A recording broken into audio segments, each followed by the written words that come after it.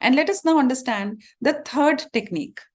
So once you have understood the thought and the emotion well, now it's the entire game that the thought is playing with us, right? We've just realized that. You want to ask yourself first, how is this emotion helping me? How is it hurting me? So when you understand the importance of changing the emotion, now you want to change it, right? So you need to ask yourself, how is anger helping me? No, it is not helping me. How is it hurting me? Out of anger, I go and hit my children. It doesn't help. Out of anger, I go and lash out on my colleagues. It is not helping, it's rather harming me and my career. So when you understand that it's important to change this emotion, now comes the role of the third technique, which is question it, prove it. Question what? Question the thought. And now, hence, the thought identification awareness is important, right? So we question it and we prove it. How do we do that? The first example, I enter a dark room, I notice something, and I think that it's a snake, and I run away.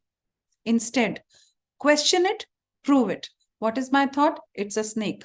Question it. Is it true that this is a snake? What is the evidence? Prove it. Okay.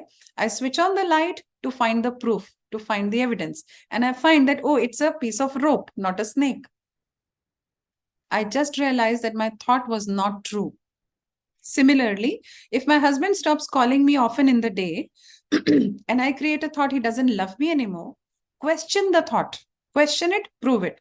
I question my thought. What is the evidence that he doesn't love me anymore? Well, this is an evidence that he doesn't call me 5 times in a day, which he used to. What is the evidence that the opposite of this is true, which means that he does love me? So I check for evidence here and I find, oh, yes, he cares for me. Every morning he asks me, how am I feeling? Okay. He cares for me. He knows what I like. So he prefers to go to that kind of a restaurant.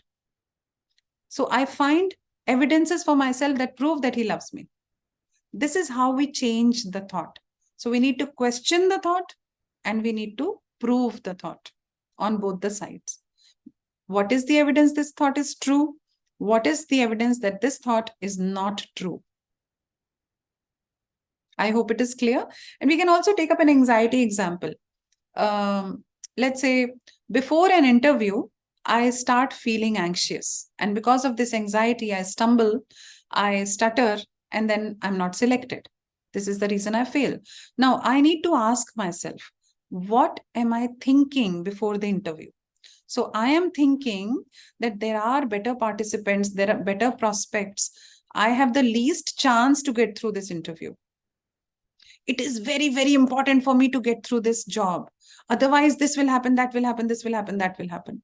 So when I'm creating these thoughts, I'm becoming more anxious. My body responds to this threat-like situation and my muscles tighten up. My brain becomes very tight and I'm not able to be my natural self, my confident self during the interview. So I question it and I prove it. How? I question it. Like, what is the evidence that this thought is true? I know that they have better degrees. I know that they have better personality and all of that. What is the evidence that your thought is not true? Then I check for my evidences. Oh yeah, I have gathered enough knowledge. I have a poise, or I have cleared a few of my previous challenging situations very easily. I have experience in public speaking also. So when you pick up those evidences that go in your favor, you will yourself notice that your anxiety reduces. Yeah. So before a challenging situation, check your thoughts, check your anxiety level, and ask yourself the questions. Question it, prove it. Very powerful technique.